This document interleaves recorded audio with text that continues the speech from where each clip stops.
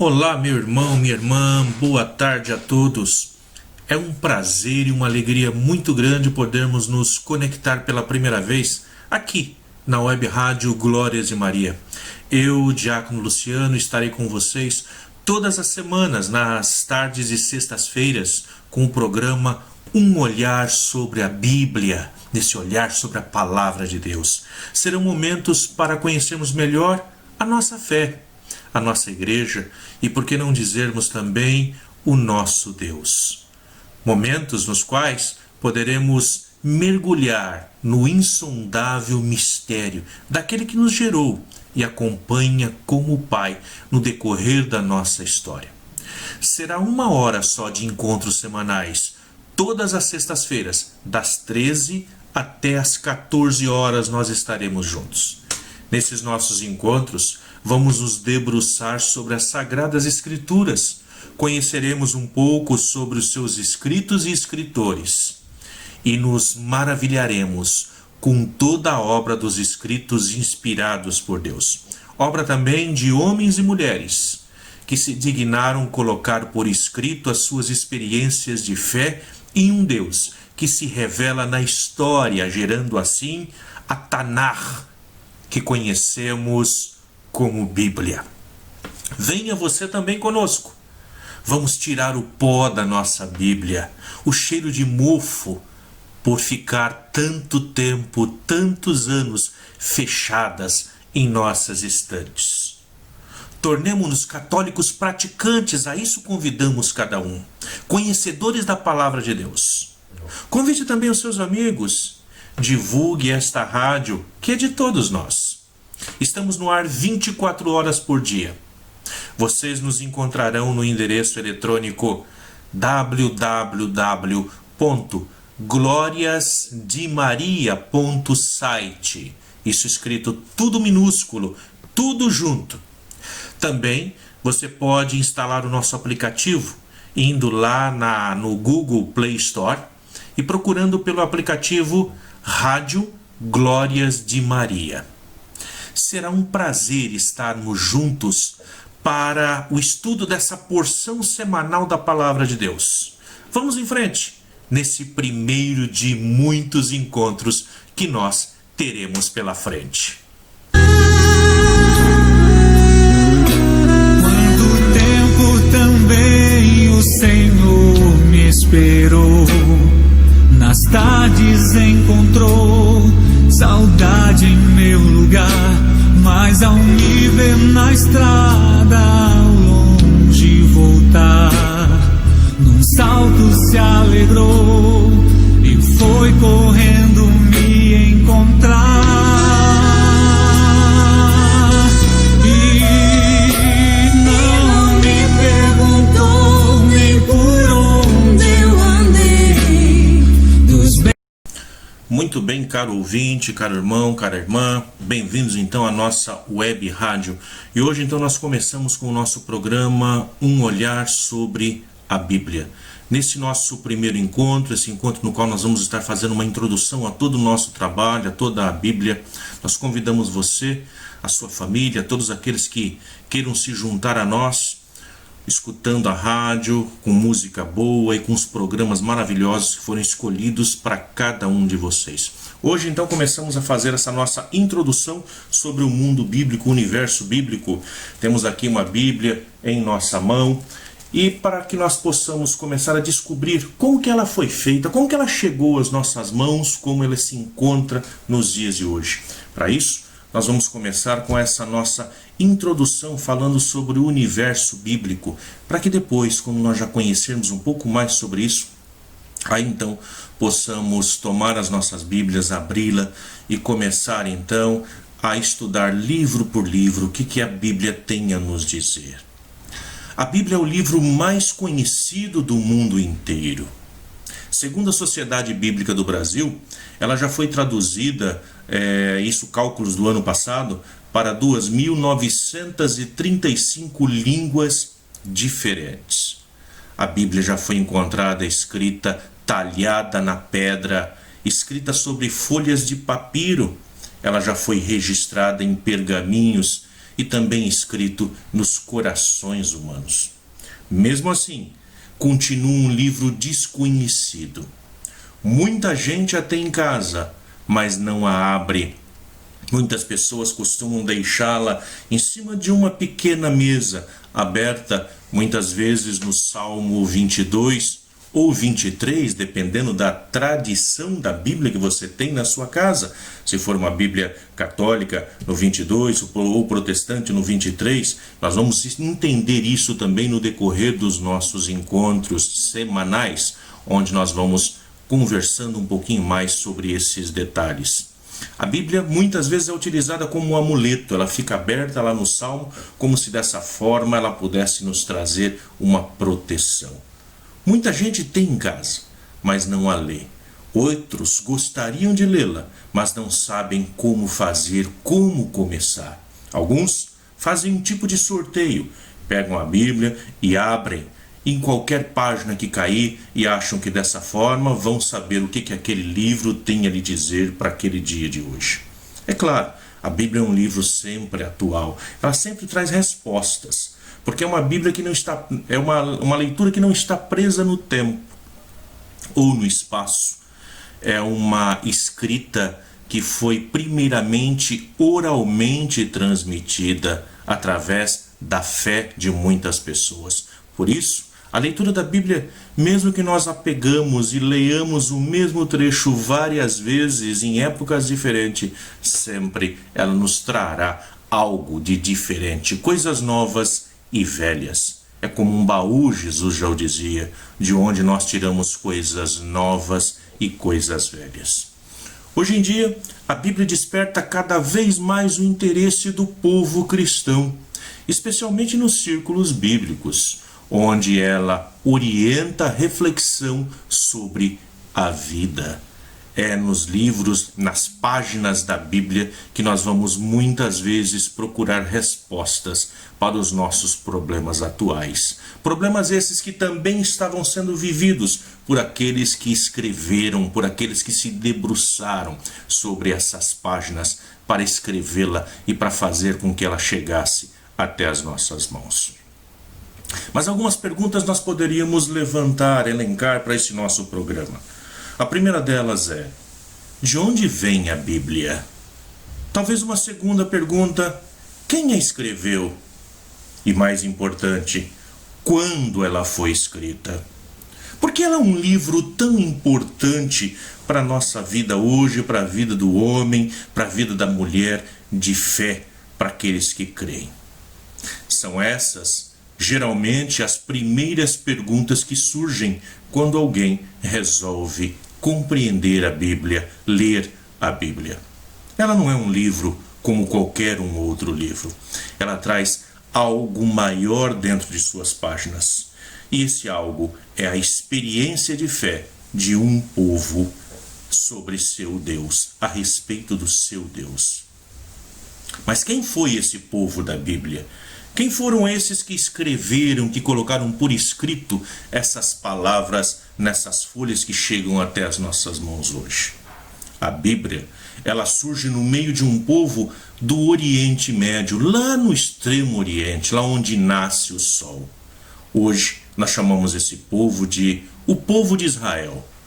Esse povo, ele cria uma literatura que relata a sua história, que relata as suas reflexões, a sua sabedoria, as suas orações diárias. Toda essa literatura, ela é inspirada pela sua fé em um Deus único, no seu Deus, que lhes revela, que está sempre presente. Um Deus que revela: eu sempre estou presente na vida de vocês. O povo da Bíblia mora perto do mar Mediterrâneo, lá no Oriente Médio. Inicialmente, é um grupo de imigrantes vindos da Mesopotâmia. Hoje, nós chamamos de Iraque. São chamados de hebreus e descendem de Abraão. Como nós podemos compreender essa história melhor? Ele é um povo que nós chamamos de seminômade, porque mora numa região árida ou semiárida lá na região do Oriente Médio. Grande parte daquela região é formada simplesmente por desertos. Por isso, grande parte da população tem que mudar de lugar em lugar, carregando o seu gado miúdo, as suas cabras, para que possam encontrar alimento. Não é raro, às vezes, que esse povo tem que migrar léguas para poder encontrar água, para poder encontrar melhores condições de vida. Lembrando muito o nosso povo, os nossos migrantes internos dentro do Brasil, o nosso povo nordestino, que ajudou com as suas próprias mãos a formarem esse imenso país que nós chamamos de Brasil. Nesse mesmo processo migratório no qual o nosso povo veio do norte e do nordeste procurando melhores condições de vida e vindo para São Paulo, Minas e também Rio de Janeiro. E aqui vão se tornando um povo próspero, um povo que faz com que o próprio país se desenvolva e também vão desenvolvendo aqui a sua família. Assim também acontece com esse povo chamado povo hebreu, que são os descendentes aí então desse Abraão que vai escutar um chamado de um Deus.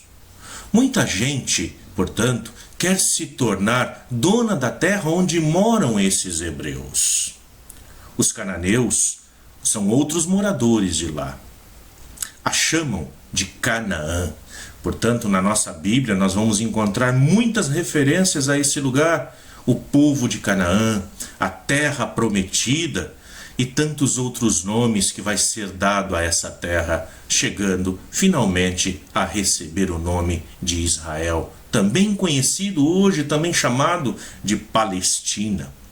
Os israelitas chamam a terra, portanto, de Israel. Mais tarde, lá por volta do ano 135, já da nossa era cristã, é quando essa terra vai ser chamada de Palestina, que vai chegar até os nossos dias de hoje com esse mesmo nome. Palestina significa dizer terra de filisteus. Nós já escutamos muito falar sobre os filisteus na Bíblia, né? Os primeiros pais, vamos dizer, os patriarcas, tiveram muito problema com os filisteus. Eles se fixaram na região hoje conhecida como Gaza. Naquela época era conhecida como Filistéia ou Palestina. Era o nome dado àquela região, conhecidos como povos do mar, que conseguiram dominar toda a região litorânea desse lugar, hoje conhecido como Israel. Todas essas histórias estão narradas dentro das páginas da nossa Bíblia, que hoje nós a temos em nossas mãos. A Bíblia, portanto, não é simplesmente um livro, ela é uma grande biblioteca. Nessa biblioteca vai nos trazer até as nossas mãos livros de autores e autoras diferentes, livros de épocas diferentes. E nós vamos conhecendo cada uma dessas épocas, vamos conhecendo cada um desses autores no decorrer desses nossos encontros. Para isso, aqui estamos. Para isso, vamos nos aprofundando um pouco e cada vez mais. Escutemos um pouco agora da nossa programação musical. Abraço que me faz esquecer do meu cansaço. Eu tô carente do amor da minha mãe. Eu tô carente da tua voz, me dizendo que tá tudo bem. Tá tudo bem, meu filho. Eu sou teu filho, mãe. Preciso do teu colo de mãe. Lá, lá, lá, lá, lá, lá.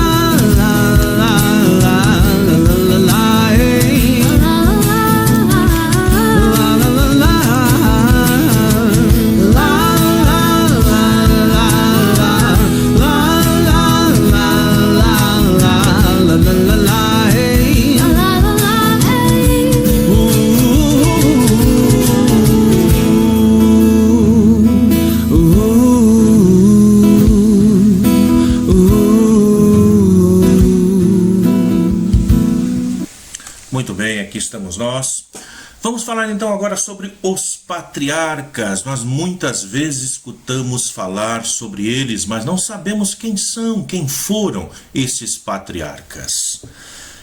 Quando nós vamos a uma festa de casamento, quando nós vamos presenciar um casamento na igreja, muitas vezes nós vemos na conclusão do casamento, na grande bênção que vai ser dada sobre os noivos, o padre que ali está, o diácono que ali está presidindo a cerimônia, vai dizer aos noivos que o Deus de Abraão, que o Deus de Jacó, que o Deus de Isaac, que o Deus dos nossos pais abençoe-os. Vejam só. Quando nós falamos essas frases, o Deus de Abraão, o Deus de Isaac, o Deus de Jacó, o Deus dos nossos primeiros pais, nós estamos falando sobre os patriarcas. Quem foram esses grandes homens? Foram aqueles primeiros que desbravaram essa história bíblica. São aqueles que vão colocando agora as suas histórias, se ligando às histórias do povo com a história do próprio Deus, que é Deus que entra na história humana para poder fazer uma caminhada com esse povo. E esses patriarcas vão começar essa história com Abraão. Portanto, com Abraão se inicia a história do povo da Bíblia. Abraão vivia com a sua esposa chamada de Sara ou Sarai, nós vamos encontrar na Bíblia. Em que lugar que eles viviam? Eles viviam lá na região de Ur dos Caldeus, lá na Caldeia, região da Mesopotâmia. Nós podemos dizer que essa região da Mesopotâmia hoje seria ali próximo à Síria. Mas eles saem de lá com a sua família à procura de uma nova terra. E aí então vão se fixar aonde? Vão se fixar em Canaã. Ali a chamada terra prometida, essa terra que Deus vai prometer. Então nós vemos logo lá no livro do Gênesis, quando nós iniciamos lá no capítulo 12, essa história que vai narrar essa saída de Abraão, o grande chamado de Abraão, onde Deus vai se apresentar a ele dizendo: Abraão, Abraão, sai da tua terra, deixa a tua parentela, deixa a terra de teus pais e vá para a terra em que eu lhe mostrarei. E eu farei de ti uma grande nação, maior do que as estrelas do céu. Abraão, portanto, escutando esse chamado desse Deus até então para ele desconhecido, porque o Deus dos pais de Abraão eram outros deuses conhecidos naquela época. Não podemos nunca nos esquecer disso. Quando nós falamos das narrativas bíblicas, nós estamos ainda falando de um povo politeísta. O que significa dizer isso? Significa dizer que na cabeça do povo, naquela época, existiam muitos deuses para serem cultuados. Eles não tinham a mesma visão que nós temos hoje. Quando eles olhavam para uma tempestade, muitas vezes acreditavam ser aquela tempestade obra de um deus, porque não sabiam dos poderes da natureza. Um vulcão, um tremor de terra, tudo era comparado a Deus, assim como os grandes luzeiros, o sol, a lua, eram chamados de deuses por muitos povos. Na Bíblia nós vamos encontrá-los com alguns nomes que vão se tornando cada vez mais conhecidos para nós. Para a Babilônia, ele era conhecido, o sol, como o deus Marduk, assim como a lua, a deusa Sim. E tantos outros deuses num pantalhão de deuses no qual o povo acreditava.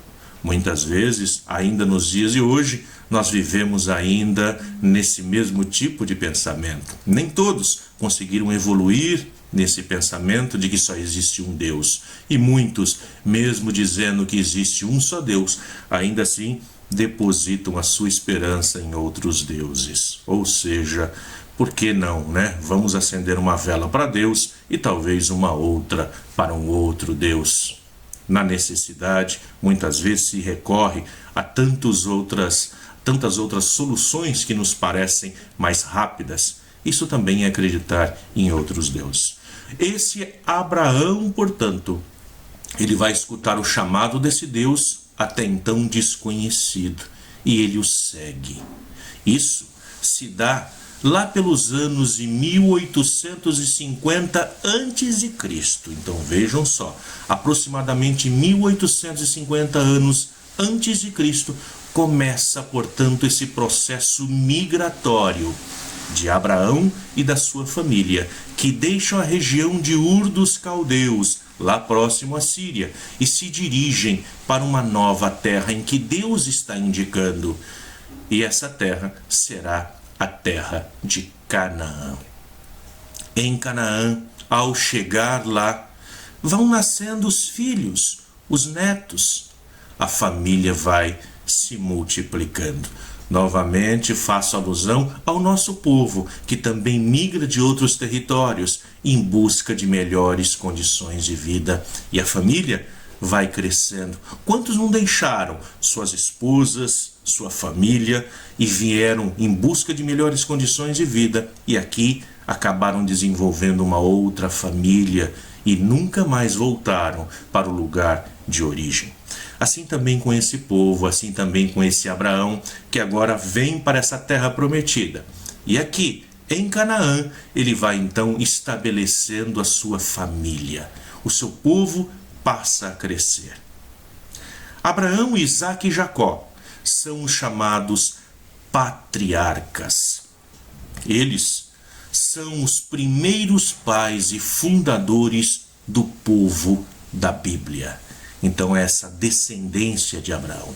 Dentro da história bíblica, nós vamos ver que Abraão vai ser aquele que gera Isaque, Isaque é aquele que gera Jacó. E aí, então, a família vai se multiplicando, vai crescendo e vai dominando toda aquela região prometida a eles por Deus. Esses são os patriarcas, portanto, da Bíblia. Quando nós escutamos falando sobre os patriarcas, a essas três pessoas que nós estamos fazendo menção: Abraão, Isaque e Jacó.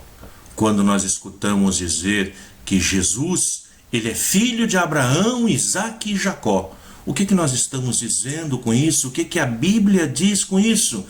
A Bíblia está dizendo que Jesus, ele é da mesma descendência. Isso significa dizer que Jesus segue ao mesmo Deus que foram seguidos por Abraão, o pai da fé, por Isaque e por Jacó. Jacó, num determinado momento da história, nós vamos ver, dentro ainda do livro do Gênesis, que ele vai ter uma luta com Deus. E nessa luta com Deus, em que ele vence, Deus passa a chamá-lo de Israel. O nome de Jacó será mudado, portanto, para Israel, dando um significado de que Deus luta, de que Deus batalha, de que Deus está à frente da luta pelo seu povo. Isso um pouco, portanto, dessa história dos nossos patriarcas. Mas a vida para esses patriarcas, a vida para esse povo bíblico não é fácil. Como nós já havíamos dito, eles vivem numa região desértica, uma região montanhosa, uma região onde de poucos quilômetros de distância você tem mudanças, variações de temperatura incríveis. Você tem uma mudança na geografia. Você pode estar cercado pelo deserto e de repente cair dentro de um verdadeiro oásis fértil, verdejante. Assim é o território de Canaã. Só que o tempo muda e num território onde as chuvas são escassas, nós começamos a perceber a necessidade da água, fundamento da nossa vida. Muitas vezes, na região, se chove apenas 3 meses durante todo o ano. E depois nós temos uma grande estiagem. E às vezes essa estiagem dura mais do que aquilo que se espera. Muitas vezes o período esperado das chuvas não vem. E aí esse povo, portanto, tem que deixar essa terra e migrar para uma outra região ainda mais fértil. Portanto, num determinado momento da história, o povo mudou para o Egito, o povo migrou para o Egito. Muita gente muda para o Egito, não somente o nosso povo, esse povo narrado na Bíblia, mas muitos outros vão junto. Onde a terra é fértil, ali o povo está.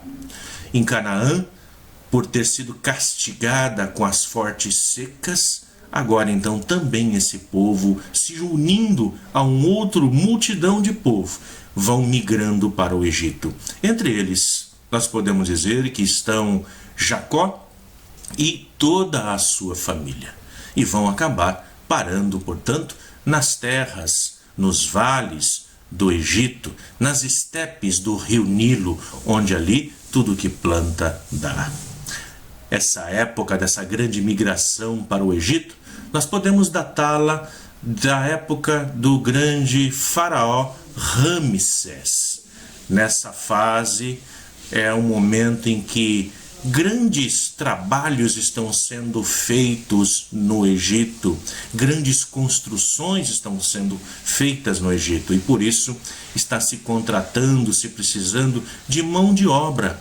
E é assim que o povo, portanto, recorre a esse lugar, correndo em busca de melhores condições, correndo em busca de trabalho.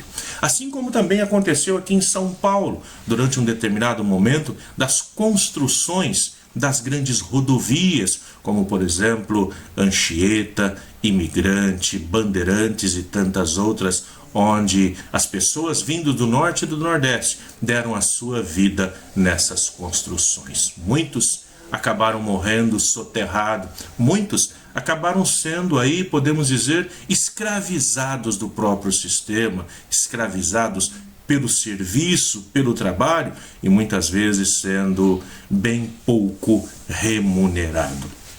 Assim também acontece com esse povo que agora migra, portanto, para o Egito em busca de saciar a sua fome, as suas necessidades. E vão ali se estabelecer com seus trabalhos. Só que com o passar dos tempos, os faraós, quem são os faraós? Os grandes reis do Egito. Percebem que esse povo que veio de fora acabou se tornando mais numeroso do que os egípcios. E com medo disso, resolvem então escravizar o povinho e, entre outros, o próprio povo hebreu.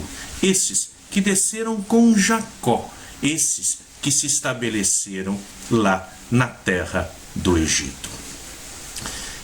Esse pedaço da história, nesse processo, segundo a narração bíblica, vai durar um longo período.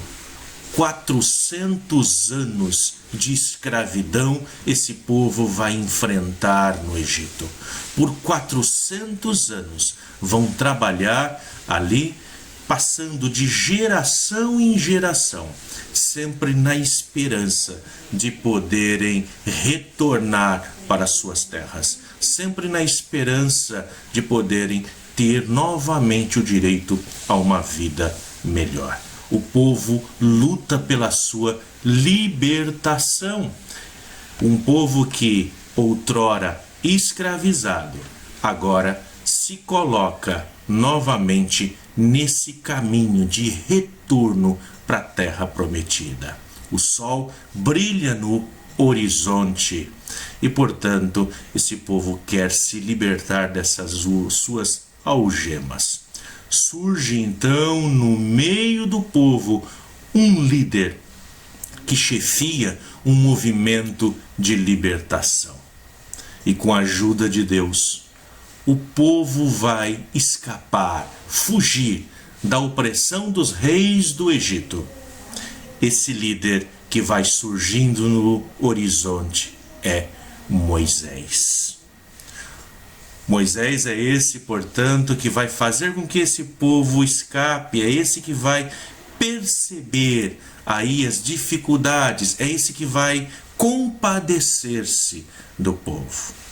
É esse no qual Deus o toma do meio do povo e o prepara para que depois possa ele voltar ao seu povo e libertá-lo dessa situação de opressão. Uma vez libertos do Egito, O povo caminha pelo deserto durante 40 anos no caminho de volta para Canaã. Nós vamos, é claro, trabalhar muito mais sobre isso nos nossos encontros que virão daqui pela frente. Hoje é só esse primeiro encontro no qual nós aqui nos colocamos, nos propomos a fazer, junto aqui a nossa web rádio Glórias de Maria, mas nós teremos muitos outros encontros onde nós vamos tratar de todos esses assuntos. Mas 40 anos no deserto. Muitas vezes as pessoas me perguntam por aí, mas é muito longo, diácono, o trecho para sair do Egito e ir até Canaã, até a terra prometida? Olha, a última vez em que eu fiz esse percurso de carro, eu gastei 10 horas. Portanto, como gastar 40 anos para fazer todo esse percurso? Quando nós trabalhamos o Pentateuco, que são os 5 primeiros livros da Bíblia, nós passamos a compreender melhor isso. Primeiramente, porque o número 40 na Bíblia, ele se trata de um número teológico. Imaginem vocês, o povo fica 40 anos no deserto até chegar em Canaã. Vamos pegar outra situação. Chuva, dilúvio, o tempo do dilúvio na época de Noé. 40 dias e 40 noites. Jesus, quando vai ao deserto, antes de começar a sua vida pública, ele passa 40 dias sendo tentado por Satanás. Vamos ver então, será que o número 40 é realmente um número real ou ele quer expressar alguma coisa a mais?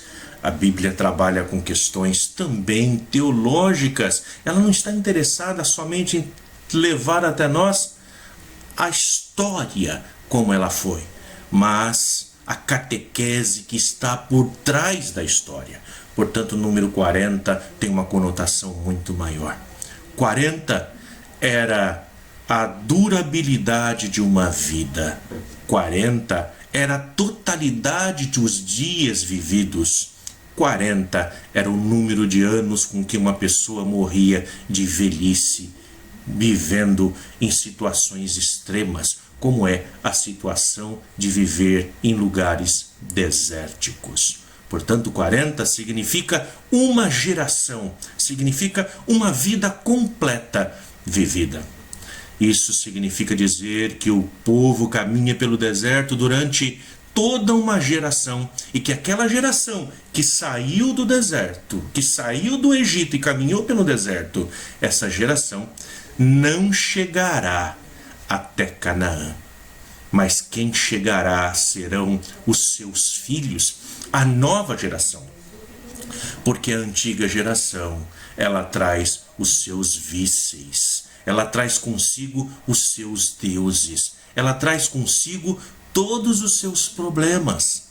Para entrar numa nova terra, para entrar numa terra prometida por Deus, precisa ser uma nova pessoa, uma pessoa modificada, uma pessoa que está nascendo agora, para que possa, a partir de então, ser modelada por Deus para poder estar nessa terra. É nesse sentido, portanto, que nós vamos dizer que eles vão viver 40 anos no deserto para poder percorrer aí tão poucos quilômetros. Moisés, aquele que é esse líder carismático, que é esse líder forte que vai conduzir o povo também esse líder, Moisés, ele morre antes de o povo entrar na terra prometida.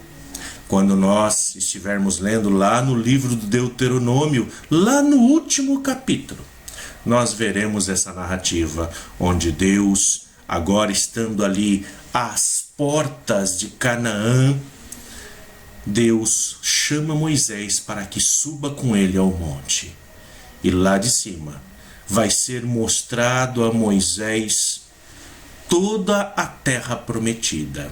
Vai ser mostrada a Moisés, de um lado, o Mar Morto, e do outro lado, a cidade de Jericó. À sua frente, de cima do Monte Nebo, ele estará vendo, portanto, todas as estepes do Rio Jordão, ele estará vendo tudo aquilo que é verdejante e que será entregue a esse povo. Entretanto, Deus vai dizer a Moisés: tu não entrarás na terra prometida. E naquele mesmo instante, ali Moisés morre e é sepultado pelo próprio Deus, num lugar onde jamais ninguém encontrou a sua sepultura. No lugar de Moisés fica Josué como um principal líder do povo. Nisso nós vamos vendo que Deus é aquele, portanto, que vai suscitando no meio do povo lideranças. Deus é aquele que não desampara o seu povo, mas que a todo momento ele encontra novos líderes, novas pessoas carismáticas para continuar ali a caminhada com o povo, para ajudar. Todas as vezes que nós clamamos a Deus, todas as vezes que o povo clama a Deus, Deus também, escutando o clamor do povo, Deus clama de cima para baixo para aquele que está na terra, para que possa escutar os seus clamores e agir dessa forma em função do próprio povo. É Josué que vai ter, portanto, agora essa grande função de liderar o povo atravessando o Rio Jordão e entrando para se fixar na terra prometida. É Josué, esse líder, que agora vai ter que levar o povo a desembainhar as suas espadas durante muitas vezes e lutar pela conquista da sua terra. Mas os escritos bíblicos vão sempre nos apresentar que não é o povo que luta, mas que é Deus quem luta pelo povo. É Deus quem vai à frente liderando esse povo. É Deus quem, portanto, vence todos os deuses estrangeiros e fixa o povo na terra. Depois da morte também de Josué, o povo agora passa a ser liderado por outros chefes. Esses chefes serão chamados de juízes. Os juízes são aqueles que agora vão organizar a vida do povo. Os juízes são aqueles que agora vão escutar o povo e poder instruí-los sobre o que fazer, desde as pendengas pequeninas até os grandes problemas. Serão agora, portanto, os juízes que terão esse grande papel na vida do povo. O último dos juízes será chamado Samuel, que nós tanto escutamos falar também nas nossas Bíblias, que nós tanto escutamos falar, escutamos nas leituras bíblicas que envolvem os nossos domingos, quando nos reunimos em torno da palavra de Deus. Vamos escutar então mais um pouquinho da nossa programação, da nossa rádio, e logo mais voltamos com um pouco mais sobre os nossos primeiros reis.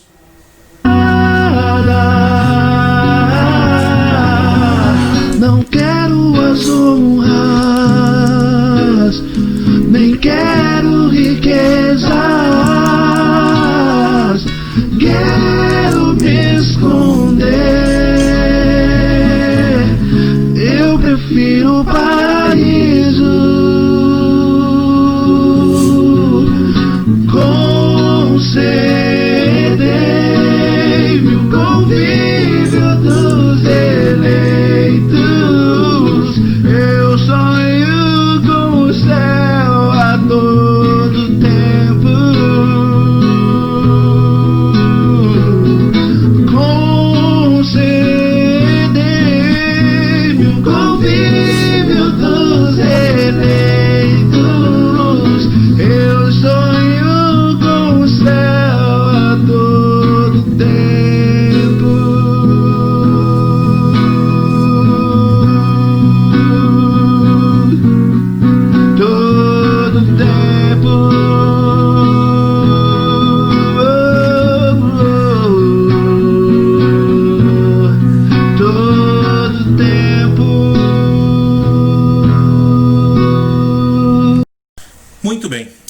volta aqui então com a nossa web rádio Glórias de Maria, todos nós unidos aqui num só coração, nesse olhar sobre a Bíblia. Nesse momento, agora passamos a falar aqui sobre esses primeiros reis. Quem foram esses primeiros reis? Por que foi exigido ao povo, o povo exige, o povo pede que haja um rei? Muito bem. Para ser mais forte contra os ataques dos seus inimigos, o povo também deseja um rei, assim como tem os outros povos vizinhos. Então, esse grupo que agora entra na Terra Prometida, esse grupo que agora se fixa na Terra, eles vão sendo moldados, formulados agora, num regime que nós chamamos de um regime tribal. Dentro desse regime tribal, eles vão tendo tudo em comum. Toda a vida é colocada em comum.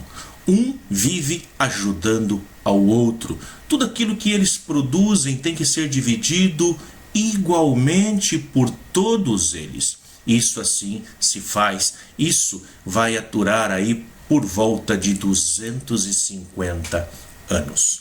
Só que dentro desse tempo, nós vamos tendo também agora o crescimento de um outro povo que está ali do lado, que é exatamente o povo filisteu, aquele povo que está na região litorânea. E esses agora acabam trazendo grandes complicações para a vida do povo que ali está. O povo tem que, hora ou outra, lutar, brigar pelas suas plantações que estão sendo invadidas, brigar pelos seus direitos. Afinal de contas, a terra de Canaã agora é uma terra verdejante, uma terra onde nós temos aí grandes pastos, nós temos ovelhas, nós temos cordeiros, nós temos tudo aquilo que se planta dá. Ela se torna, portanto, agora uma terra que passa a ser viçosa para outros povos que querem também dominar essa região. Portanto, para que haja sobrevivência do povo, para que o povo possa continuar firme, então, agora nós precisamos de um rei. Porque todas as vezes que o povo tem que defender essas 12 tribos de Israel agora formuladas, todas as vezes que tem que defender o seu espaço de terra, eles têm que largar os seus rebanhos, eles têm que largar as suas terras, pegarem armas para poder ir e expulsar aqueles que estão tentando dominá-los. Isso torna muito difícil a vivência no território. E por isso então esse povo vai pedir um rei. E vão ter. E o primeiro rei a ser escolhido é Saul. Quem é esse Saul? Esse Saul era um dos juízes que nós falamos há pouco. Esse Saul é um líder carismático, é alguém que é um chefe de uma das tribos e que está à frente dessa tribo. E que, portanto, agora, num determinado momento, ele é escolhido exatamente por ser um grande líder carismático, um jovem, forte, e que todos o seguem. Todos, quando ele chama para a guerra, para guerrilhar, e tentando defender o seu território, ele sempre se coloca junto do povo, reunindo uma grande multidão que o segue. Esse Saul, portanto, é ele que vai ser sagrado como um rei, o primeiro rei de Israel. O reinado de Saul não vai ser um reinado à moda dos outros reis vizinhos, que se tem um castelo, que se tem um harém, que se tem muitos soldados em sua volta. O reinado de Saul ainda vai seguir um regime tribal. Ele vai ter um pequeno castelo que vai ser construído até o final de seu mandato. Ele vai ter o seu grupo que o segue todas as vezes que ele precisa guerrear, onde ele ainda vai e chama os seus seguidores. Mas ele não vai ter um exército, ele não vai ter um harém com muitas esposas como tem os outros reis. O segundo rei vai ser o rei Davi, que é considerado o rei mais importante que o povo da Bíblia teve em toda a sua história. Não se preocupem que nós vamos tratar de cada um desses nossos reis aí no decorrer dos nossos encontros, quando estivermos ali fazendo a leitura bíblica de cada um dos tempos. Não vamos nos esquecer que hoje E talvez ainda no próximo encontro vamos tratar de toda essa introdução que nós fazemos aí sobre como que a Bíblia chegou à nossa mão, como que ela chegou a ser escrita do jeito que ela é, quando que ela ficou pronta. Afinal de contas, a Bíblia só ficou pronta, como nós conhecemos, depois da descoberta do Brasil. Depois da descoberta do Brasil. Então vejam só, foram muitos séculos aí de preparação para que esse livro pudesse estar nas nossas mãos. Mas voltando então aos reis, Davi é aquele que é considerado o maior rei de todos os tempos, dentro da narrativa bíblica, dentro da história bíblica. Davi é aquele que vence todos os povos vizinhos e une as 12 tribos de Israel como um reino verdadeiro, une todo o povo e aumenta o seu reinado. Davi é aquele que vai escolher como capital não uma cidade que já pertencesse às 12 tribos. Davi vai escolher uma capital que está fora de todas as 12 tribos. E essa capital será Jerusalém, ou Jerusalém, como nós a conhecemos, como o mundo inteiro passou a conhecer. Davi é aquele que vai vencer de uma vez por todas os filisteus. Davi é aquele que se torna, portanto, esse grande rei, entrando para a história, sendo conhecido para muitos de nós como aquele que derrotou o gigante Golias, né? Outros vão conhecer Davi como o tocador de harpas, aquele que quando tocava a sua harpa conseguia acalmar os maus espíritos que ficavam sobre a cabeça de Saul, atormentando o rei e o quase matando de tanta dor de cabeça. Davi era, portanto, aquele pequeno que tocava a sua harpa e assim o rei se acalmava. Outros vão conhecer Davi como um grande chefe guerreiro, como um mercenário que tinha um grande grupo, um grande exército que atacava aos ricos e distribuía aos pobres. Uma história de Robin Hood, talvez contada daquele tempo, né? Davi entra para a história também como aquele que é o pastor de ovelha, o último dos filhos de seu pai. Davi, o pequenino, vai entrar para a história, portanto, como sendo o maior dos reis. Afinal de contas, qual é a verdadeira história de Davi, então? Todas elas. E nós vamos conversar sobre isso quando também estivermos estudando aí os reis, quando estivermos lendo sobre os reis, aí nós vamos nos aprofundar. Nós vamos também conhecer muito dessa esperança que surge depois com a morte de Davi. A esperança de que o povo um dia volte a ter um rei como Davi. E aí, chegando lá na época babilônica, vai surgir, portanto, depois a esperança messiânica.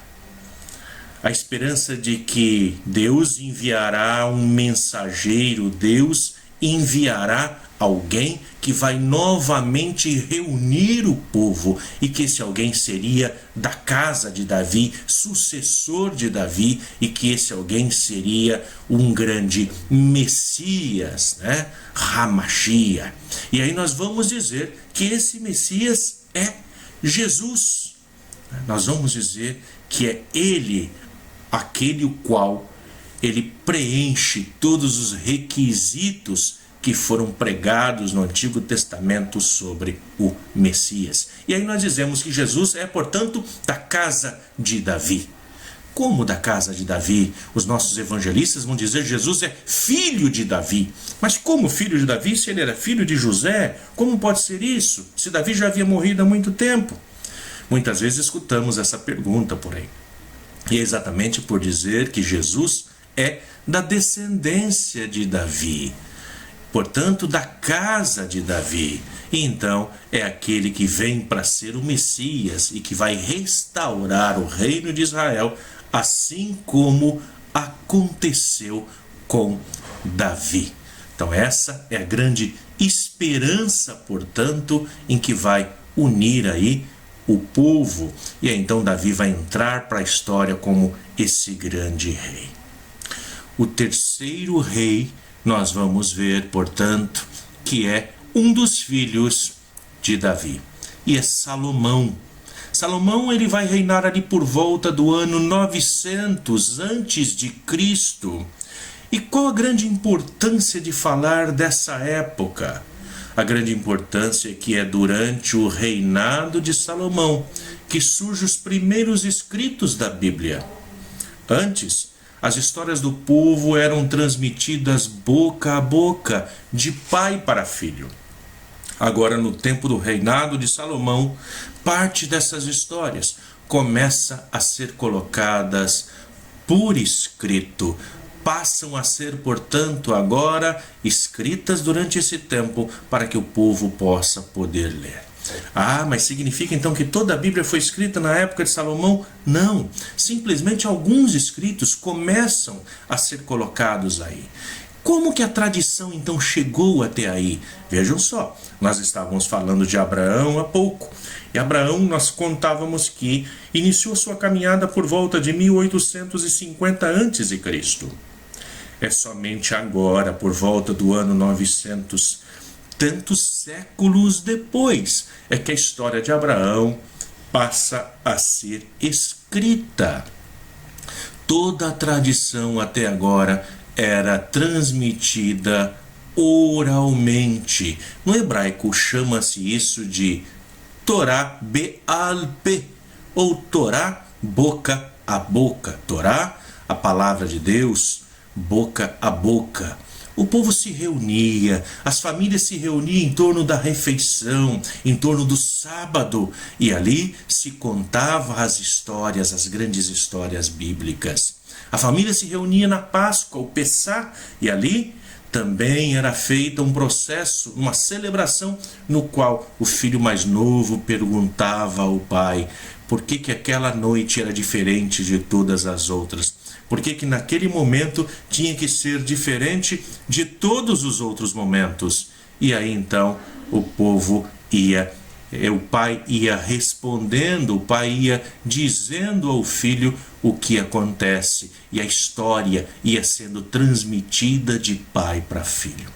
Assim como muitos dos nossos mais antigos ainda também relembram aí, né? Aqueles que são um pouco mais velhos aí, aqueles que tiveram uma vida ainda na roça, e que se lembram muito bem, antes de existir aí as televisões, os aparelhos celulares, no qual toma o nosso tempo, o povo se reunia, era na hora da refeição, onde o pai contava histórias, e tantas histórias eram conhecidas pelos filhos, e que depois eram transmitidas de pai para filho, de filho para neto, e assim por diante.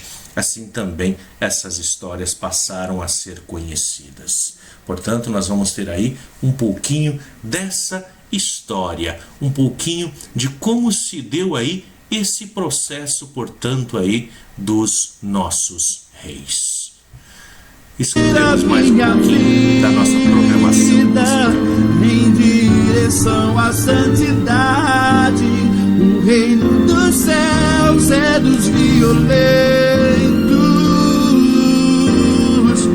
Só por amor ao meu Senhor tomo minha cruz, e crucificado amar Jesus, há um horizonte pra conquistar. Só o amor faz mover a minha vida em direção à santidade. O reino dos céus é dos violentos. Só por amor ao meu Senhor tomo minha cruz, e crucificado amar Jesus, há um horizonte pra conquistar.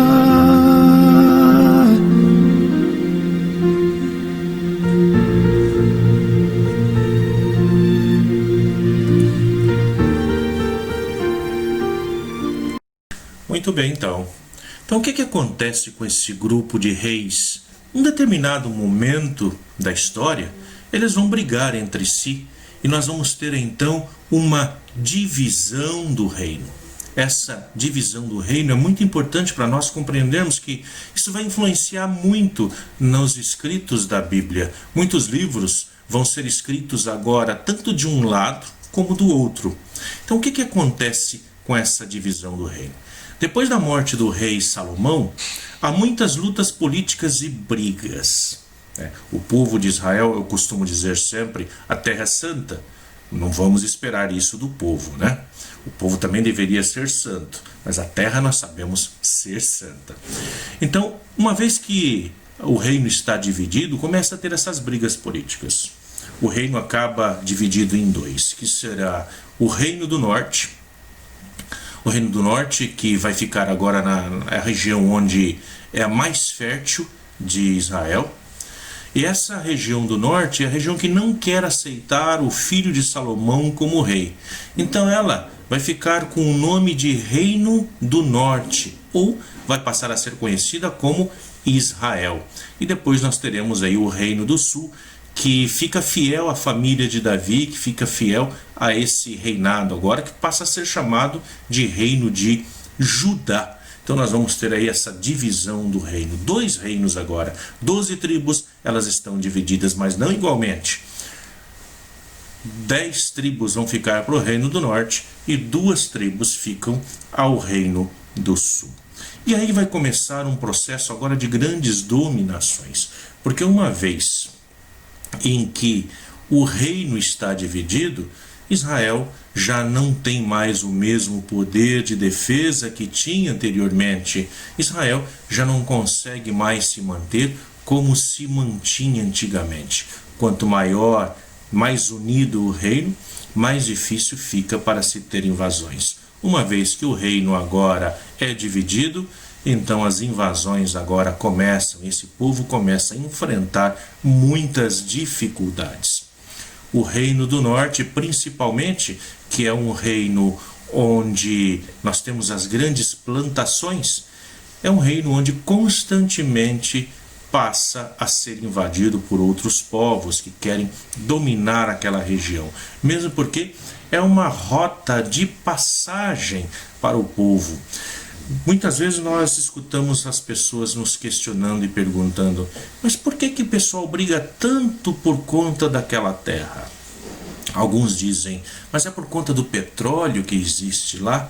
Não, no território de Israel nós não temos petróleo. Israel mesmo compra petróleo de outros lugares. Agora, Israel, um país que é do tamanho do estado de Sergipe, o menor dos estados brasileiros. Por que é um lugar tão assim cobiçado por todos os outros reinos? Exatamente por ser um lugar estratégico. Israel está numa passagem estratégica entre 3 continentes. Nós temos ali na região norte, à esquerda, nós temos ali o que nós chamamos ali do continente europeu. Toda a Europa está ligada por ali. Se nós olharmos ao norte para a direita, nós temos um outro continente que ali também está, que é a Ásia. E cruzando Israel até a sua extremidade sul, onde ali nós já temos o Egito, nós temos o continente africano. Quem domina essa passagem de terra tem passagem livre para dominar os 3 continentes.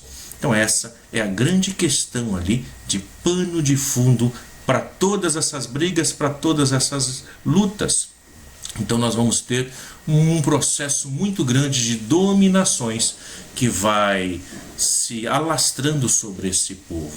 O povo, portanto, que vai escrever a Bíblia, vai estar escrevendo, na verdade, sobre todas essas dificuldades que assolam a sua vida. E vai escrever como que Deus age dentro desses problemas, como Deus age nas suas vidas, dentro dessas dificuldades, para poder suprir as necessidades do povo. Assim, nós teremos um Deus que sempre caminha com o povo, e esse povo, ao compreender que Deus caminha, vai escrevendo a Bíblia, vai colocando por escrito a sua experiência de fé nesse Deus. Muito bem, caros ouvintes, caros irmãos e irmãs, o nosso tempo de hoje já está chegando ao fim. É bom estarmos aqui, é muito bom podermos estarmos juntos, mas temos outras programações para cumprir. Mas não se preocupem, na próxima semana estaremos de volta novamente, dando sequência ao nosso programa, onde nós vamos conhecendo aí a nossa fé, vamos olhando sobre a nossa Bíblia. Essa é a nossa proposta, um olhar sobre a Bíblia.